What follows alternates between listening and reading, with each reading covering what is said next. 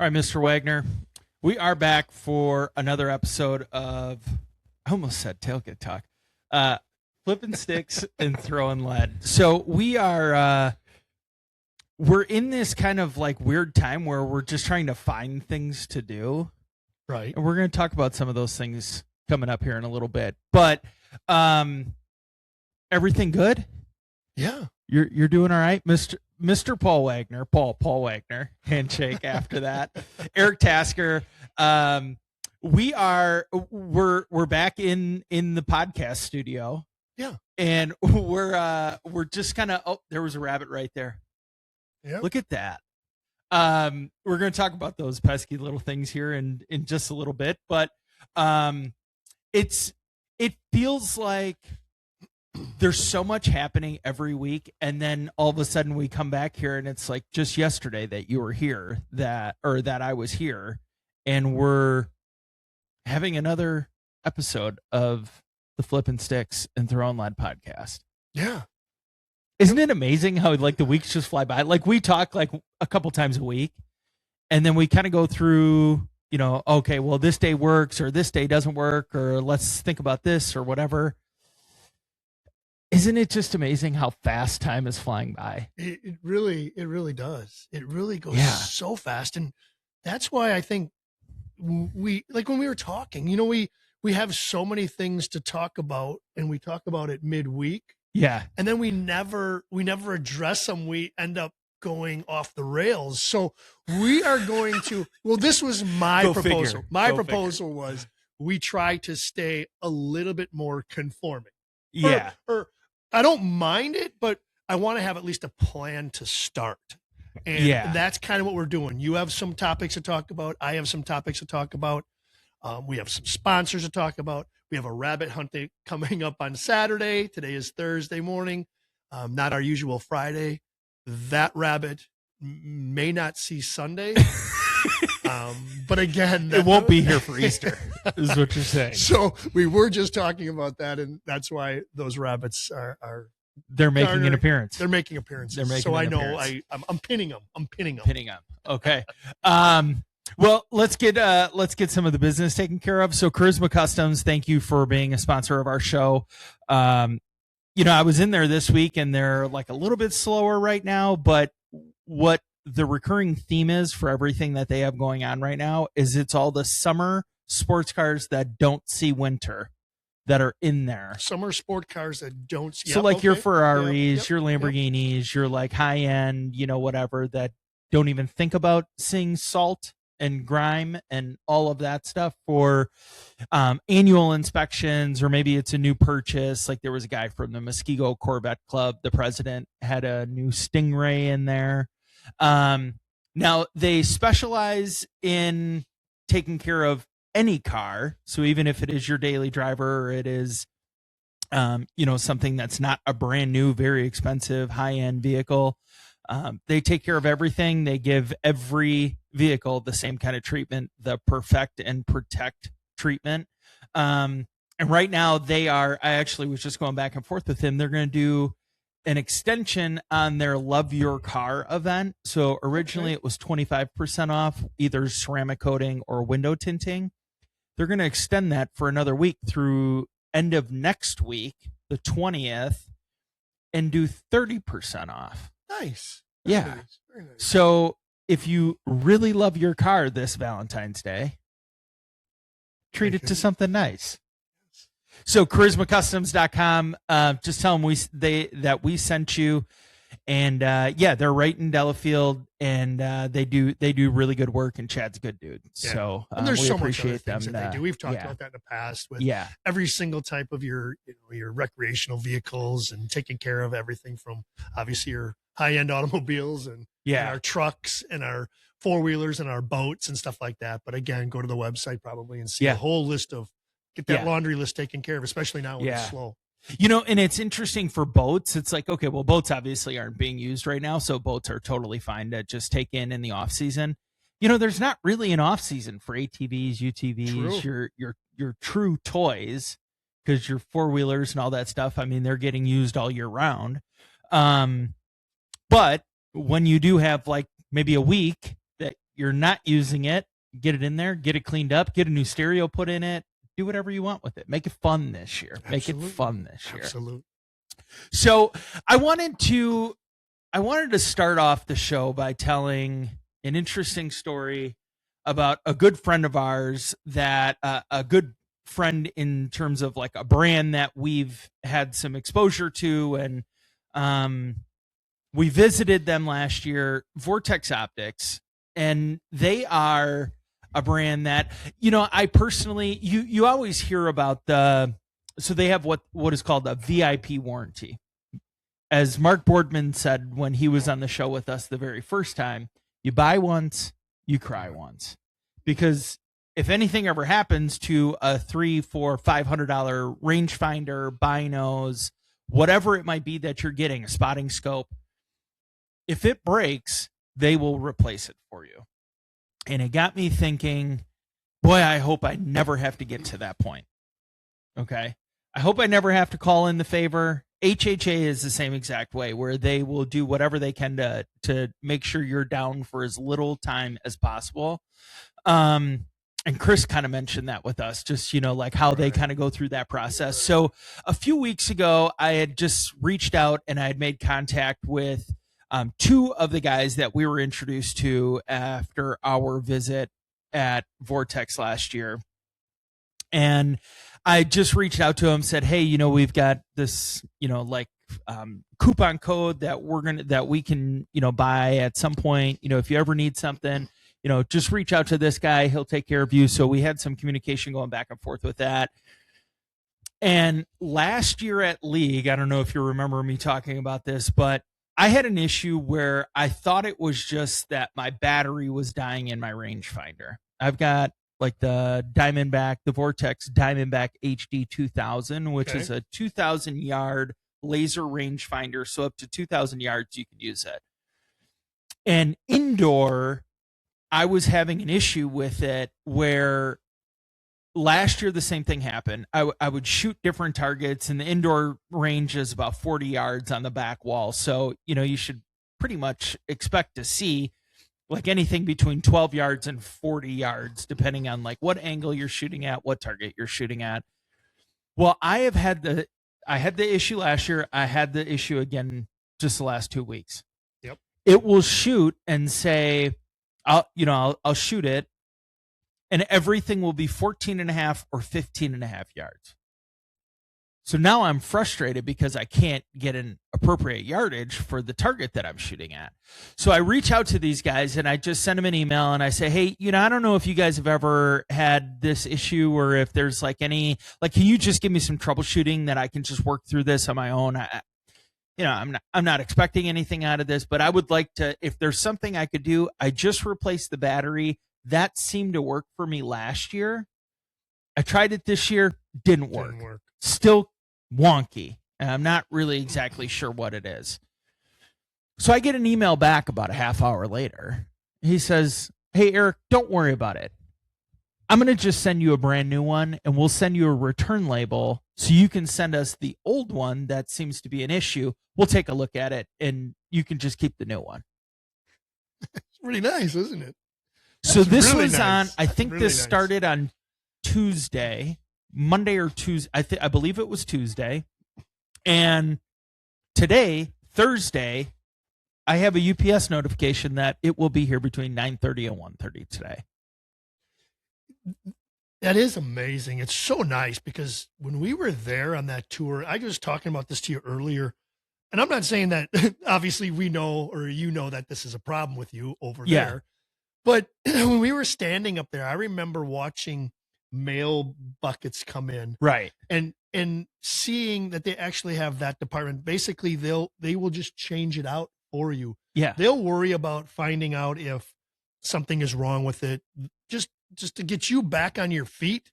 I'll tell you what, you make the call, you send the email, usually really fast. You get a new one, just send us back the old one. Yeah. And we saw that being not taken advantage of in a bad way, but being used. People were sending products back. They will take advantage of it. They will make use of that warranty that they have. And he said, he said, majority of the time it's not a product failure. It's just something that was misunderstood. Like you asked for Right. troubleshooting. Some customers don't ask for that.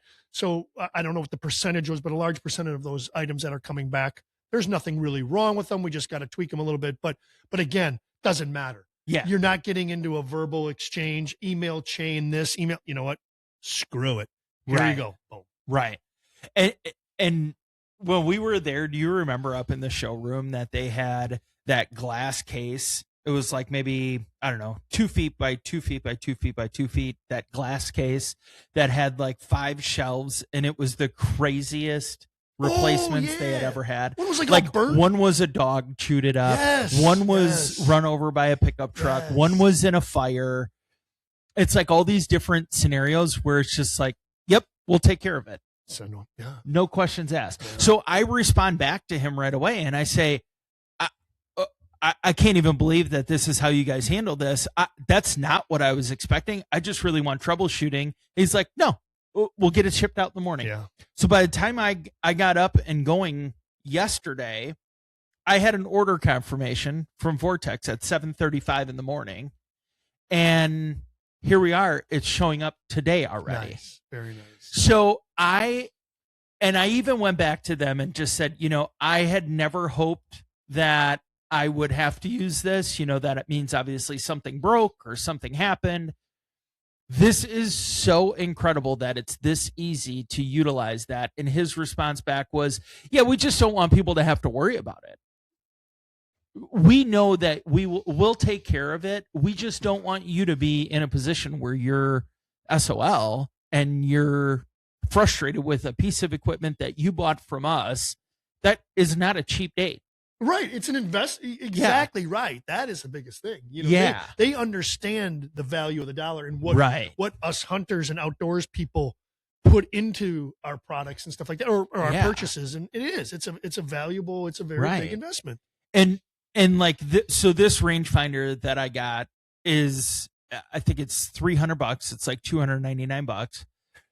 But you start thinking about, like, I mean, they have some products that are tenfold that. So you start talking about $3,000 sets of binos or spotting scopes or whatever that might be. I mean, you're talking about serious scratch here, that people are putting their faith in you that the product will work as it should, but also that if something ever happens, we'll take care of it. They know you've got their back.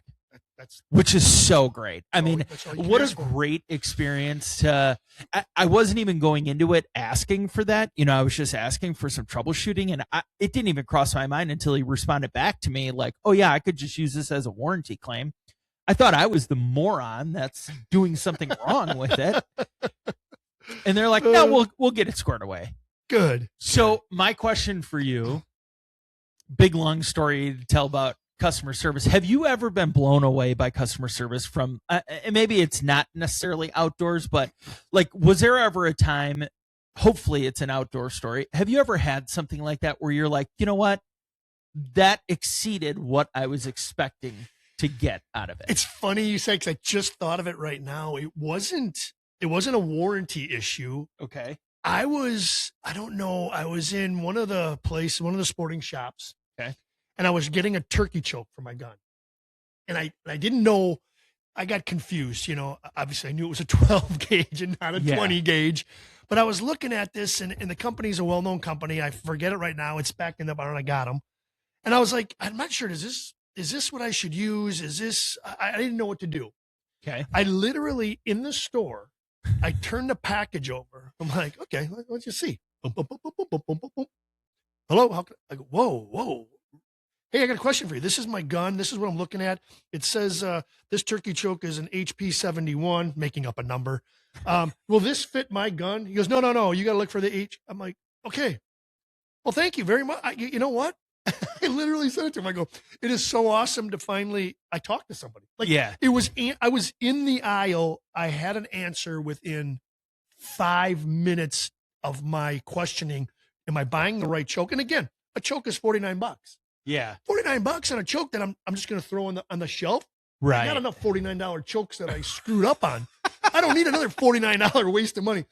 Right. I need that $50. You need the right one. Yes, I need the right one. And and it's funny, and I will touch back on this. will talk about it just to mention next week, because it is important. We mentioned Vortex on that. Yeah. And this product was what I did with turkey chokes. We have the turkey season coming up, and it's I think it's a very good mention, and we remember that. Yeah.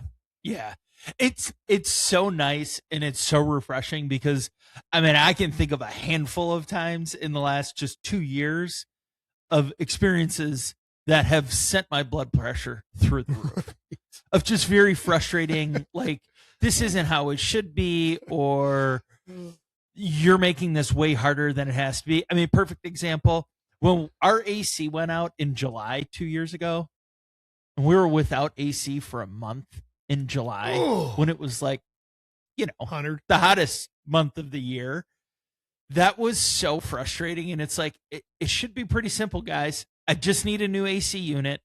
I understand you got to go through your warranty claims, but fix it. Here we are. I'll pay somebody. But dang it, I need some AC. So just kudos to Vortex and how great that is. Outstanding. And we will get an introduction to him. Yeah. We plan on having a conversation with him while we're there in April. We're going to be heading there and be part of the HHA USA tour again, which Chris Ham has been so generous with that and just including us on some of that. But we're really excited about this year. And I think I'm going to only be able to make it to 3 of the 4 this year. Yeah. So I think we'll figure it out. April I can do. Yeah, I'll do that full day. The other ones with the Does that mean you're bringing your bow with? No. Wait, how is it possible? I got to ask you this. How is it possible? Have we ever shot our bow together? Maybe we did that one time at Buck Rub. Yeah. That one time, because I remember going through and our old co-host shot his knee or something. It was like, don't shoot your knee out or he was like that. He was standing on his head, and he went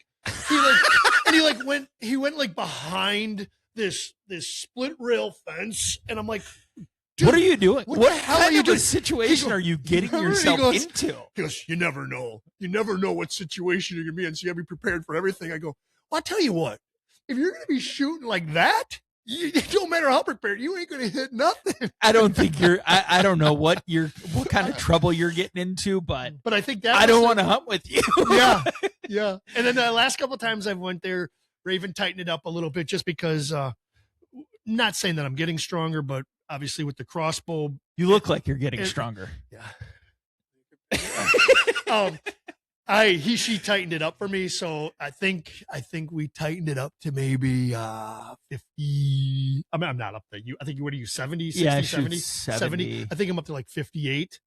But I can get it. I can get it back, and so I shot again there. But I don't shoot obviously league with you or anything like that. But we'll be shooting here this fall. We should make an attempt to make it. Yeah. So, and then I thought of you actually last week at league. I forgot to mention this. So one of my buddies, Jake Semro, who shoots on our team, his dad actually came. So he just had, I think it was a shoulder replacement. Okay. Is that a thing, or is it just some sort of surgery on his shoulder where they rebuilt the connection, the socket and all that? I tore labrums and rotator cuffs, and I've had almost full tears on the labrum. Yeah. And the rotator cuff had, huge degrees, but I don't know if I've ever rebuilt. I should have had that done. Maybe I could have got somebody else. So his dad is now retired. He's, in his 60s, 70s. And he's been shooting a compound bow he's been shooting a crossbow for the last handful of years at least. And he's like, it's just not the same. It's not the same. And I want to be able to shoot with my son, and I want to be able to have some of those memories, and just to be able to get back out there with the vertical bow. And I know that I can't shoot my bow at what it's shooting right now, being just 6 weeks or 8 weeks post-op. Okay. But what I do want to do is see if they can tune it way down. And then if not, I'm going to buy a different bow that is either a youth bow or something that I can shoot at 40 pounds. Understand. So that I can just start getting reps in rehabbing and doing all that stuff. And I actually mentioned you. I said, yeah, I know that my co-host, my buddy, Paul Wagner, he happened to, have enough surgeries in his lifetime that he actually tuned his bow down, and they were able to kind of work through all that. And, just over time, obviously, the more and more you shoot, the more and more that builds up. And, yeah. So he's like, yeah, so I don't know if I'm going to, just end up getting different limbs for it or whatever. They looked at it. He's going to buy a new bow. Because why not? I remember at the show down in Indy, they actually have a lot of contraptions, apparatuses. Yeah. They got, I'm going to say, exercise equipment, right, to work like on the bands and all that stuff, just for pulling thing, and he was like this, and it almost looked like us when right, when guys are doing bands and plyo balls for right, pitching and stuff. But yeah, and there's so much. There is a strengthening process that can take place, and it works. I didn't use those, but I used my old Job's tubing from baseball, and at least I got it strong enough where I can at least pull it back again. And again, I understand him 100%. Now you're flinging. Now when you're out in the wide open, in the tree stand, in the ladder stand. Only in the ladder stand. You might actually throw your other shoulder out, reaching back around you to try and grab your bow off the tree. Because I try to go so quietly. I like 30, let's just say he's at 30, 40 yards coming in, and I'm like so scared. I'm like so nervous that like he's going to see something. I go really slow. It's almost like when I call somebody, like you're in the blind, and I call you, and I'm still in the barn, or we're done and you're out, and I'm like, hey, what are you doing? And you're like, hey, I gotta whisper. You don't. It's like, but you never know. But you never know. I'm whispering, and it's like, what are you whispering for? Oh, I don't know. So I go real slow. Not that anything's going to happen, because I always clear, because I'm always afraid of a knocked arrow getting hit in a branch and stuff like that. But no, definitely respect him for that, and that's something you got to look forward to. Yeah. Well, why don't we jump into a couple topics here? We have kind of gotten away from this a little bit, just because, I don't know, we've got so much excitement, and so much going on. I don't know. Do you want to jump into one of your topics, or you want me to bring one up? I'm going to go with one really quick, and I want to talk about this next time, or as we move closer to deer hunting, because I know we're into turkey, now we're into summer events and stuff like that, and fishing and open water and stuff like that. But there's so many, I don't know, like no's and yeses. Do you use a compound bow? Do you use a crossbow? Right. Do you bait or do you not bait? And I'm talking bear. I'm not talking deer. A lot of people will, when we do the bear, will either hunt over bait, or some guys will run dogs. I don't believe in running dogs. I've never ran a dog. Again, it's your thought. So what came up to me is when we were talking about guns, and guys were buying bigger, high-powered rifles, and a bunch of players are going out west. And I'm like, again, it's up to you, and it's your experience, and it's what you want to do, and I totally respect that. But I can't, and I know we're going to get yelled, I'm going to get yelled at. I can't imagine going out and ranging with one of my, let's make it up. Let's just make a $5,000 spotting scope. Yeah. And I spot an elk. Big bugler. Boom, boom, boom. He's coming. And I get him, and you look at me and you go, where is he? I go, he's at 610, like 610 yards, 500 yards. And I pull out the big mag, and 6 football fields away. Boom. You're shooting? Boom. He's like, is that fair chase? Is that so? The people that complain that we've known that complain that I use a crossbow 50% of the time. Right. I get it. I mean, if I understand and I respect that, but you're also the same guy that goes out to Colorado right now, and you're going to shoot an elk at 550 yards away. Yeah. How hard is that? You can eat Cheetos with that spotting scope. You can pop a can of pop. You can do whatever you want. You don't even have to take a shower. That elk is not. Well, I hope for your camp's sake, you're taking a shower. So yeah, I mean, yes, but I just look at, like some people he'll bash me, like he'll oh, you got the crossbow, like I'm like, okay, well yeah, hey, wait, we go to Vortex, can we get that spotting scope? I said, why? Yeah, why do you need a 2,000 yard laser ranger finder? I go, we're bow hunting, you're gonna shoot 40 Yeah. 35, 40.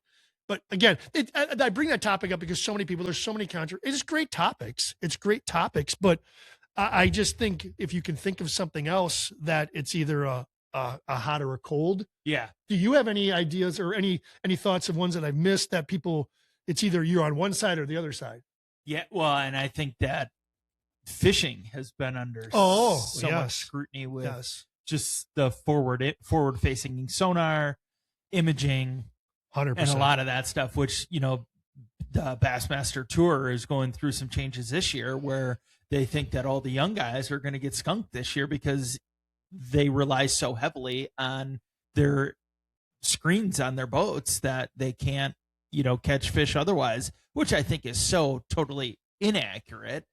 I mean, you don't get to that level of fishing without going out there and doing it on your own.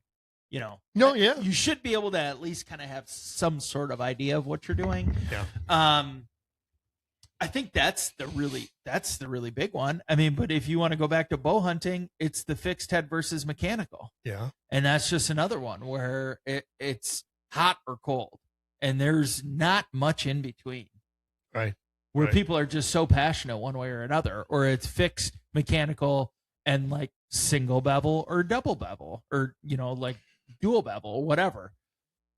It's all those things that just people get so worked up about. You're right. It's everything, every single thing, inboard or outboard. What do you want? What kind of motor you got on your boat? Right. What do you have on? You got a Merc? Yeah, you got a Merc Cruiser?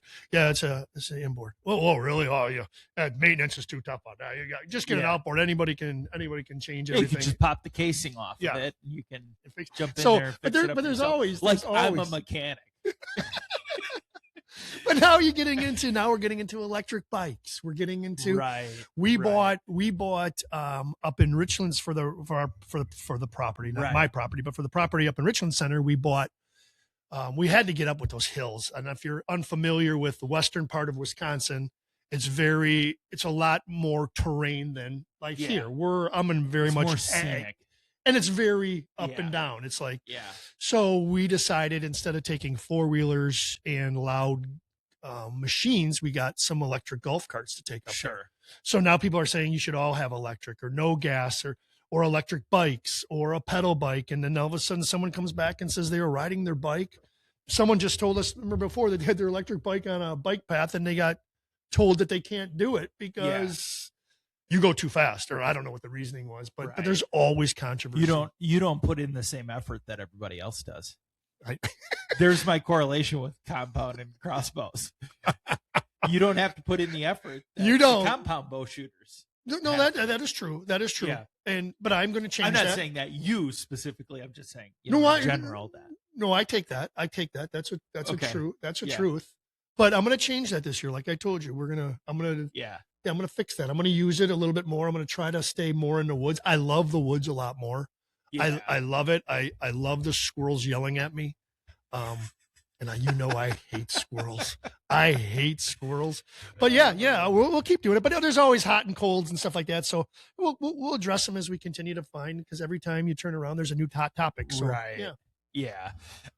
So on the topic of squirrels, so I'm gonna just give you the headline, and I have to tell you the very first comment on the Facebook post. So the where was this? Oklahoma leading the charge in fighting the battle against CWD. Are you ready for this? Yes. Scientists issue warnings about CWD resistant deer. Oklahoma is releasing CWD resistant deer now. Okay. And you said that about the squirrels. So I'm going to just parlay that with this first comment on this Facebook post is, why don't we put our scientists to some good use and make squirrels not sound like deer?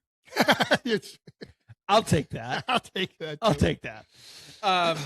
For the past couple of years, the big idea has been bouncing around the deer world. What if we could fight chronic wasting disease by turning loose captive bred deer that supposedly carry CWD-resistant genetics? Some breeders think it could save wild herds. Other lawmakers love the sound of a quick fix, of course. Some lawmakers, love the sound of a quick fix. And this summer, Oklahoma passes a bill that lets private landowners buy these deer and dump them on low fence grounds starting in 2026. Oh, wow. As relayed by the Theodore Roosevelt Conservation Partnership, they did a webinar titled Breeding to Battle CWD. Can wildlife evolve their way out of a disease? The problem with the resistance claim, the whole craze started with a study suggesting deer with a certain genetic code known as 96SS don't test positive for CWD as often. That got spun into the word resistant. Okay, so here we go. We're spitballing. It's starting to snowball downhill. Things are getting carried away. Right. So what they're doing is they're actually, of course, they then go into a big deep dive. They do a big research test on it. Dr. Debbie McKenzie, who spoke at that same webinar, her takeaway was simple. 96SS deer still get CWD. They just take longer to die from it. And that longer window doesn't help anything. It actually means that those deer spend more months shedding prions into the woods, the soil, scrapes, food plots, where other deer pick it up. In her words, if those animals are exposed, they will get CWD. It just takes longer. So I can understand, kind of both sides of it. And then here, what else does it say? Let's say, for argument's sake, what if the resistant idea worked in pens? What about the wild? Another doctor says, studies wildlife disease in a messy, free-range deer, not groomed, fed, or fenced bucks. Her message in the Theodore Roosevelt Conservation Project was blunt. You cannot steer the genetics of wild deer, not through selective harvest, and certainly not by tossing a handful of quote-unquote special deer into the woods and hoping their DNA takes over.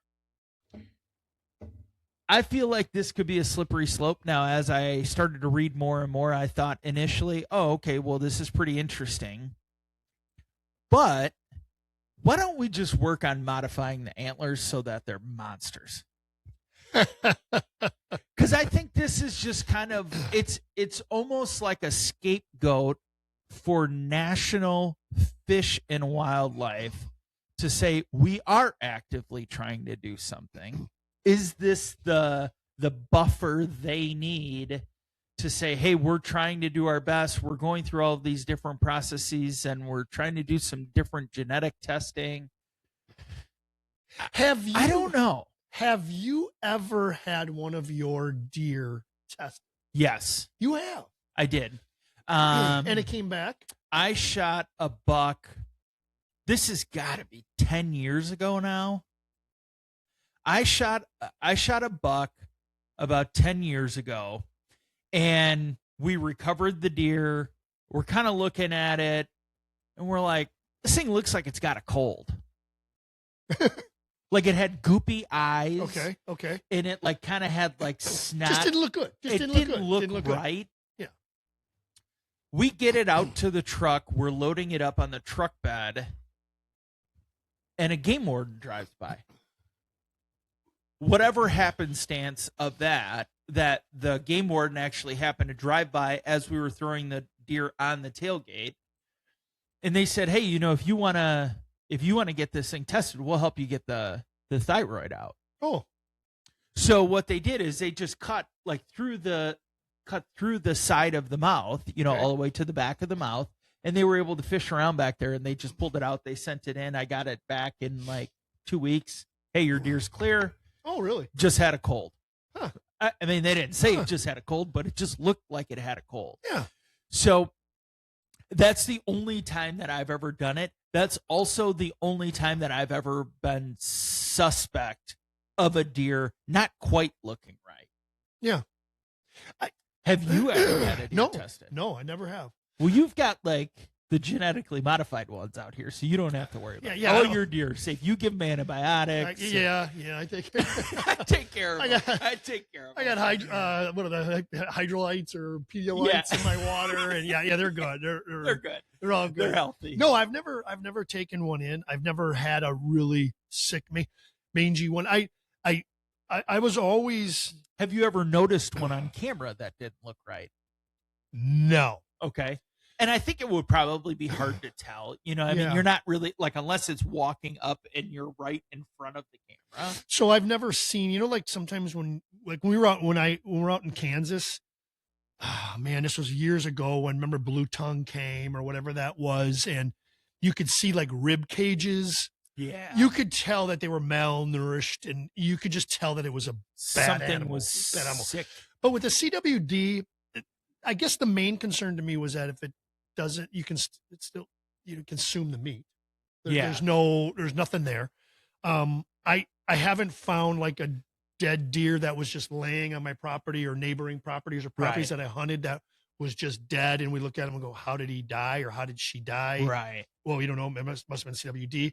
So I don't know. I guess I don't know what, I mean, if deer populations are, and don't get me wrong, I don't take this the wrong way.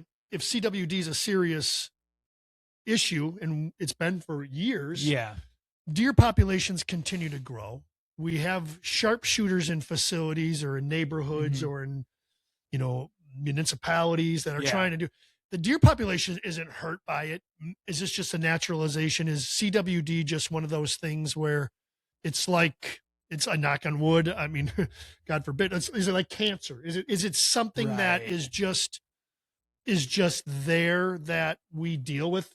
The population isn't changed. The population is actually increasing in deer. CWD isn't diminishing the product.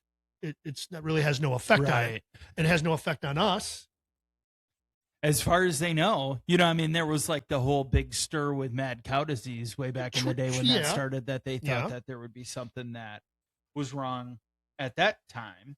But when you do turn it in, and if that number comes back to you and they say, yes, congratulations, Erik, your deer tested positive.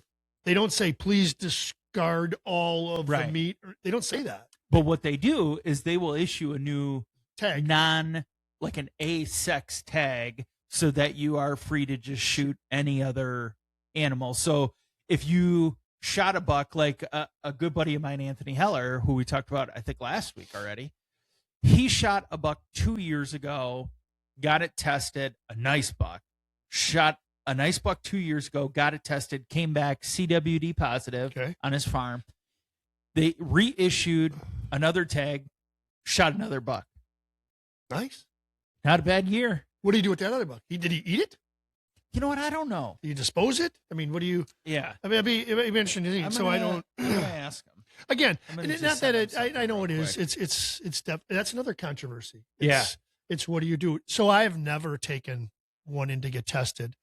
When I shot my bear, I think we've mentioned this before. When I shot my bear, DNR officials or wardens were there, and they back then you were supposed to decide if you wanted to age it. It wasn't obviously CWD in bear, but they could age it, and it was up to you. And you'd put your name, they'd take that back molar or whatever that was, and they put it in, and then you were eligible for a 30-06 or a Mossberg shotgun or something like that. Yeah. Random pick, and you decide if you wanted to do it. Well, I didn't have really much of a choice. Yeah. They were in there. They went back there. They grabbed it out and they submitted it for me. Again, in such a large bear. And I think I got the records in the house. He only came back at like 12 or 13 years old. Yeah. So it's kind of crazy. But again, it's one of those things where, no, I have never done it with CWD, because unless it looked, and if something looked really, really mangy, like out in Kansas, I let it go. Right. I just let it go, or, forget it. Don't waste my time. Well, and it's always one of those things. I think it's so weird to see them when they start molting deer, like towards the end of summer, when they start like getting rid of that coat and they start growing in that thicker fur. They look so bad. They do. They look so sickly and mangy and all of those things. But as their coat starts to turn over and they get ready for winter, I mean, that's what they got to do. And we see that. And we see that early September, because that's when the season starts. Right. Yeah. Crazy. Okay. Well, I texted Heller to see what he did with that, just to see if he, what he actually ended up doing with that. And then did you hear about this National Guard guy?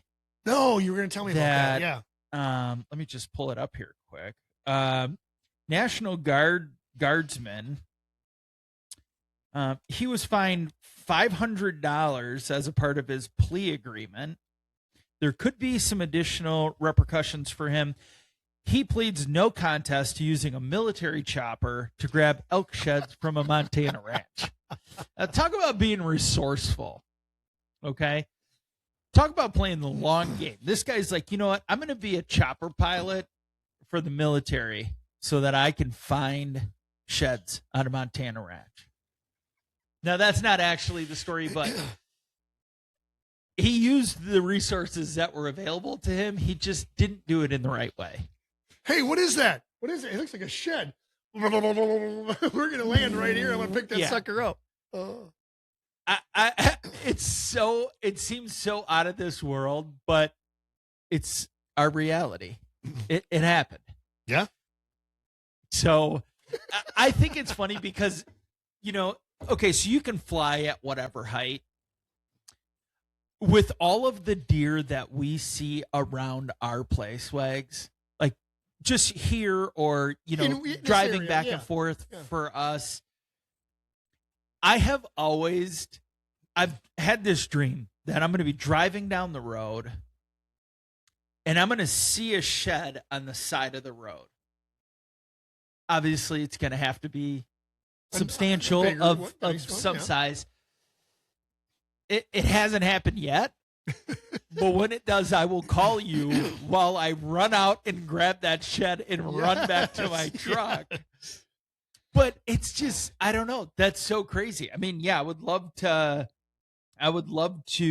be able to say, hey, yeah, this was really cool. Or I would love to have a chopper that I could just fly over all of these farm fields out here, see all of that, and find some nice sheds. Well, and you also have to think about it. If he's finding elk sheds, they're monsters. It's 150-inch side. Yeah, and he's 300. He's up above. Are you a good shed hunter? Well, I found one. Well, I found two actually. The first one that I ever found was just a little spike. It was like maybe a 6-inch spike, and it was right in front of my camera up north. Really? And I'm so mad because my camera was dead when we went back up to grab them. Yeah. Like it was the one year that I actually left them up. I knew we were going to go back for shed season, so I left them up. And it was the one right in front of my tree stand. So it was like a bare spot. It happened to be bare dirt. So it was just sitting there right out in the middle. Right. And then last year, if you remember, I took the pup out to the one spot. Is that the one you have on your dashboard? Yes. Yeah. Okay. And that one was easy enough to spot, but there was a little bit of snow. It was February 1st, so I'm really itching to get out and start shed hunting. I think I'm going to go Monday because we have off. Right. I was really itching to get out, and sure enough, I'm like, it's February 1st. Maybe it's too early, but we had like a nice swing in temperature, so I thought it'd be good for the dog to get out and run for a little bit. We weren't 5 minutes into the shed hunt, and all of a sudden I see a blood trail and an antler sitting there. Oh. So am I good at shed hunting? No. Have I gotten lucky twice? Yes. Now, have I walked a lot of miles doing it? Yeah. Right. I think last year, I want to say I probably did 20 miles because we did about 4 or 5 miles each time that we went out. We went out 4 or 5 times. Oh, okay. I think by Monday, the snow might be gone because we're going to have like 50-degree temperature and we're going to be pretty warm. And it's not like we've got 1.5 feet of snow on the ground in places. Right. What about you? You found some deadheads out here, and you found a couple different sheds over the course of your time. I'm not in this good place. at it though. I'm not good. Yeah, I'm not good because with these rabbits. Yeah. So these damn rabbits, they'll chew that bark. Right. Obviously, a rabbit is big. Yeah. And that white when that reflects off the sun. So obviously, or not obviously, but they always said when you're shed hunting, you should walk into the sun. Walk into the sun or something. Walk into the sun because you don't want the sun at the back where. Yeah, so when the sun's at my back, I always see stuff, but it's like for out here, the girls would look for blueberries and blackberries and asparagus and morels. Yeah.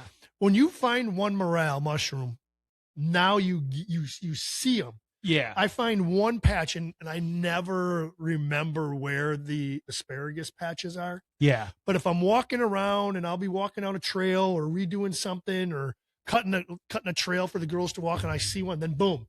So it's like if I find one shed, not saying I find millions, right, but now all of a sudden it's like your mind and my eyes get focused on it. Sure. And I do find a few. Yeah. I'll find a couple. Generally, you should walk with the sun at your back. Yeah. Yeah. So that you're not getting the glare, at the but back then you're of you. also Okay. like getting some of the reflection. Like it's supposed to help with being able to visualize them. So when I do, I say this like I know what the hell. That makes sense. But when you have rabbits that eat the bottom 2 feet of every single branch I have, I'm like stopping. I get excited. Yeah. Let down. Well, where I did it, where I went shed hunting, and where I'm going to go on Monday. They plant corn. So when it's cut, it's really hard to kind of spot it because all you see is 8 inches of stalk that's been cut. Yeah. I don't know. Yeah.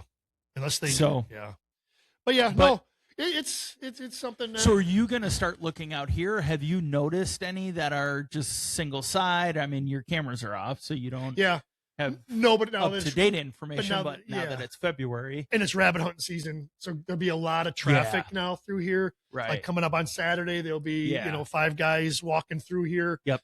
And the one rule I always have is that stay out of the sanctuary. No, but if you find a shed, you can't take it. Yeah. You can't take it. Yeah. No. Unless it's a little guy. It's a big guy. It goes on our wall. Yeah. And then someone can say, "Oh, where'd you get that?" Yeah, I got him. I found it. Yeah.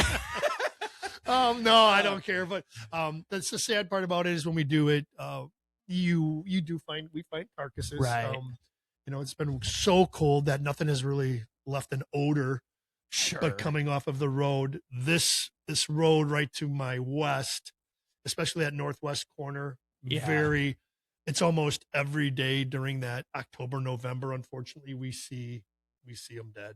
Yeah. Especially when, the little ones get kicked out, we see a lot of little ones killed. So we'll find a couple that, maybe ran up maybe 100, 200 yards in and buried themselves in a thorn bush or something. But but other than that, it's this is the time when we rabbit hunt and then everybody shuts it down, obviously, because everybody else is going to hunt in the morning. And then they're just going to go up pretty much sturgeon spear, and they're probably just going to drink because if they get there late, so they'll go up to Bago, and then they'll go sturgeon fishing or sturgeon spearing, and then they roll right back into turkey season. And then, like you said, we have open water, and the next we'll be fishing, and the next thing you know, we'll turn around and it'll be September already for opening day whitetail. I thought I saw something that I thought I had sent it to you about the. Shoot. No, I can't find it. But there was a lake in Michigan that they just had their season. Oh, you did send it to me. They shut it down like in 16 hours or something, right? Or 20 It was hours? like 0 time. Yes. I can't remember what it's called. It's like Black Lake or something. You did send that to me. And when I was looking at that and I looked at something else, the one thing as we were talking, you keep looking for that, is that I didn't know the legality. We have a lot of guys that'll coyote hunt here. Sure. And I was looking at it because I don't have one, but I've always wanted to get a suppressor. Okay. I always have. For some reason, and I didn't know that they were necessarily, I guess I didn't really think deep into it, but they're all weapon specific. You can get a suppressor for a handgun, you can get it for a rifle, et cetera, et cetera. Yeah. And so suppressors are legal here in Wisconsin. Did you know that? You can hunt with a suppressor in Wisconsin legally. But when we go coyote hunting, or when you go down to, down to Arkansas, Missouri, and down into Texas, and we hog hunt, they use the thermal scopes.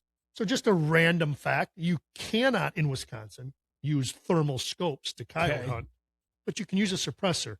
Obviously, you can go out at night. When we coyote hunt We always go to a certain spot. We usually try to do it on a full moon. Okay. We'll sit there. We'll have a call or we'll have a carcass there. And then, you can shoot. But a suppressor would be nice because then you can, you're not waking up the neighbors and someone's thinking, what the hell's going off at 1 a.m. Well, World War III is happening over at the Wagner Ranch exactly.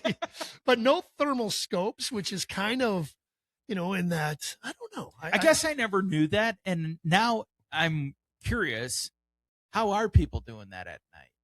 Yeah. You got to have a full moon. I mean, you have to have. I guess, yeah. Yeah, it is something like that. And if you have a little bit of snow on the ground, man, I cannot believe how bright it is. Yeah. When, it's like daytime. Yeah.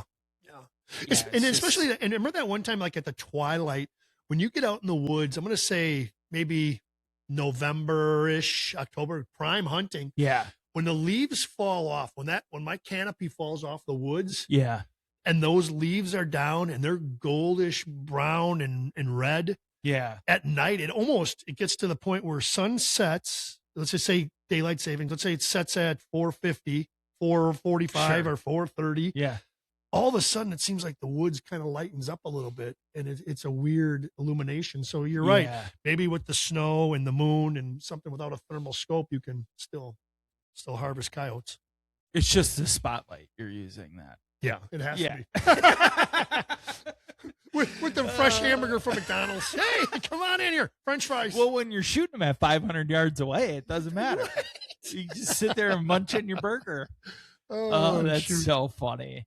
All right. Did you find it? No, I didn't. You didn't. I thought it was. I thought it was like Black Lake or something. Yeah, Michigan, you did send it to me. I can't. Sturgeon spearing. It was, but it was like a very, Black very fast. Black Lake sturgeon. Okay, so it is Black Lake.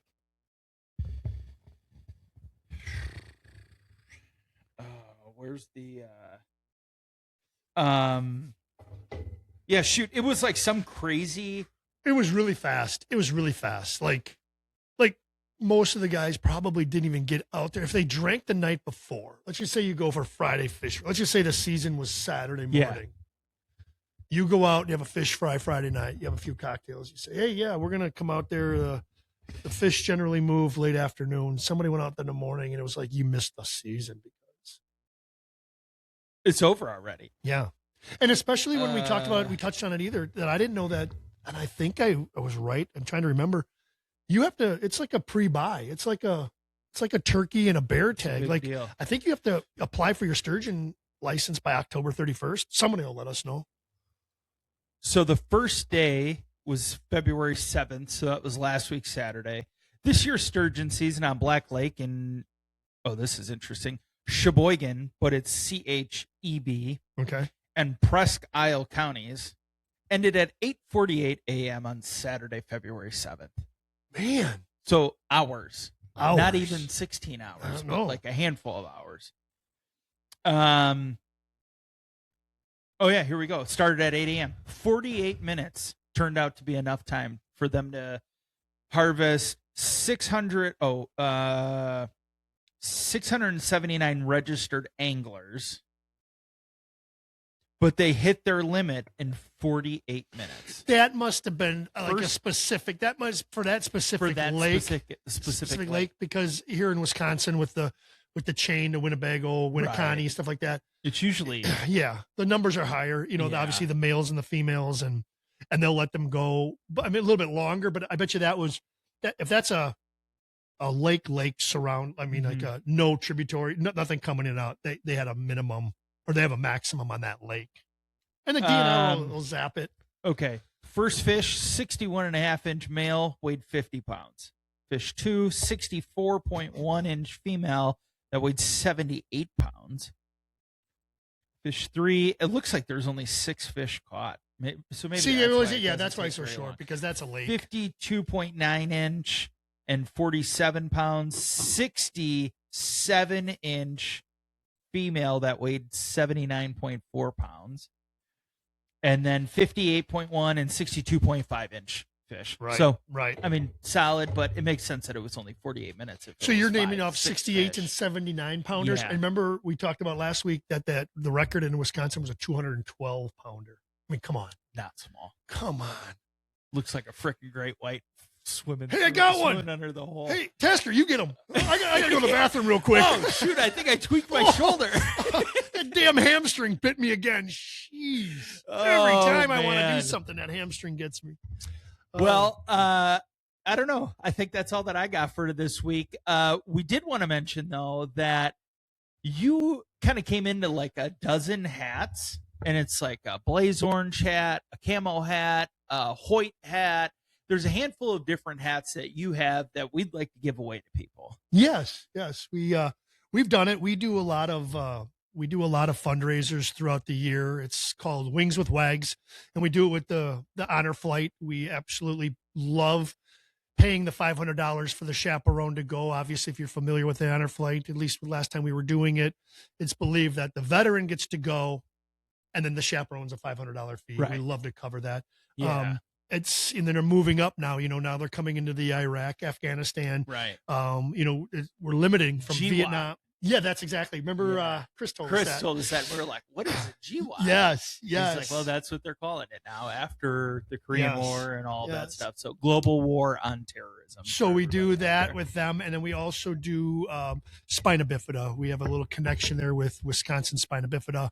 But anyway, we raise, and a lot of companies have been very gracious in giving us donation items to raise monies and stuff like that.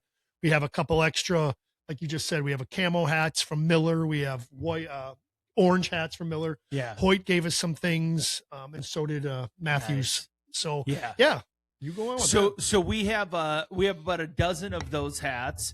So what we're going to do is we're going to post a picture of those, but we're also going to probably clip this up some way, somehow, that we'll put out there, that for anybody that leaves a review or subscribes to the podcast in any platform, all you got to do is just shoot me Instagram DM at Wisco Bow Hunting. We will reward you with a brand new hat. So $25 hat, 2 minutes of your time. Yeah. We really appreciate it, but we know that there's an audience out there that's listening to us because we had a good first week getting everything up and running. And now I think we are pretty much all caught up with our YouTube, with the podcast migration. Everything should be out there. And if not, we're like very, very close. YouTube's the only thing that's a little slow because there's a certain number we can do each week or every day. But go out there, like and subscribe to the Flippin' Sticks and Throwing Lead podcast, wherever you can find it, any platform. I found out that Spotify is not actually the biggest platform that people are using. It's mostly all Apple Podcasts. I was really surprised by that. I did a poll this past week and asked the question, how are you engaging with your favorite podcast? Is it Apple, Spotify, Amazon Music, YouTube? And YouTube and Apple were clearly way ahead of all of the others. So that's kind of interesting. So that means that we actually have to look appropriate. We have to look presentable, I guess, because people are watching us. I know it's hard, but maybe they'll just turn it on, play it through their speaker, and not look at the screen. Don't they have those things that you can't what's it called? I don't know, make someone look better. There's a Facetune, we could Photoshop our faces stuff, to be. You know what I tell you? Hey, that looks like Tom Cruise and Brad Pitt. Yep, that's us. Tom Cruise. That's and Brad us. Pitt. Oh my gosh. Yeah, well, two good-looking guys. Well, I'll work on the Facetune or the Photoshop for our faces for all of that. I'm sure with AI we could have our entire show be in their voices, which would probably be better than our voices. Funny. Well, good. Here we go. Another week down. Coming into some really exciting times just with shed season kind of being on top of us right now. Turkey season's coming. Rabbit season is coming. So I'm sure we'll talk more about that next week. Yep. For you specifically, getting out this weekend. Anything else going on? No, that's pretty much it. We'll have a couple shots and keep you up to date on the rabbit hunts and stuff like that. It's crazy. We always say it. Wisconsin is so nice. It is so nice. It is so good for everybody, whether it be the increase in hikers and bikers and stuff like that. National, the state parks are such an increase. I looked up that too. Hiking trails, biking. The one thing really quick, and we'll touch on this later. One of the biggest things that are coming is what you love to do, outdoor photography. Okay. Outdoor photography. People are seeming to go out there, find that picture. You know, it is eagle season. You will be seeing a lot of eagles now. They're looking to breed. So the bald eagles around Wisconsin will be in full force right now. But there will be so many pictures. And you know what? Was it due to COVID, or was it just people's intuitions or just likes and loves? But again, the photography is so nice, and I love looking at it. It's really nice to see. Yeah. And I've actually seen a couple of them. I think I told you my neighbor, you know, they're on the river and they've got all these like big, tall trees. They actually had a bald eagle land in their tree in their backyard. They had a video of it flying around. And then I think at the office the other day, I think I saw one that was flying around, and I was like, holy cow, I can't believe it. Right here. Yep. Middle of Greenfield. But I know, totally different. I know I got to get going, but when we drive out to Kansas on that main strip, when you're going through Iowa, we get through maybe where the racetrack is. I don't know if you know where that is. Can't remember the name of the town. It's just a brain fart right now. The racetrack is on the side, and you know, all of a sudden there's a cornfield. You kind of go over a knoll, and we were there once, and there must have been, I am not exaggerating to the point where it's funny exaggeration. There must have been 100 bald eagles sitting in this field. It was crazy, crazy, crazy. But all right, we got to get going. All right. Well, there we go. Another one in the books. We filled an hour, as we always do. At 32 minutes, I was thinking, well, this might be a short episode. Where are we? Twice that time. An hour and 2 minutes now. All right. Well, that's enough from us. We will talk to you next week. Pay attention to socials at pwags_1967 at Wisco Bow Hunting. And thanks again to Charisma for the giveaway. And then, one of these days we are definitely going to do a show out at Charisma, but thank you. Sounds good. We'll be there. All right. See you next week.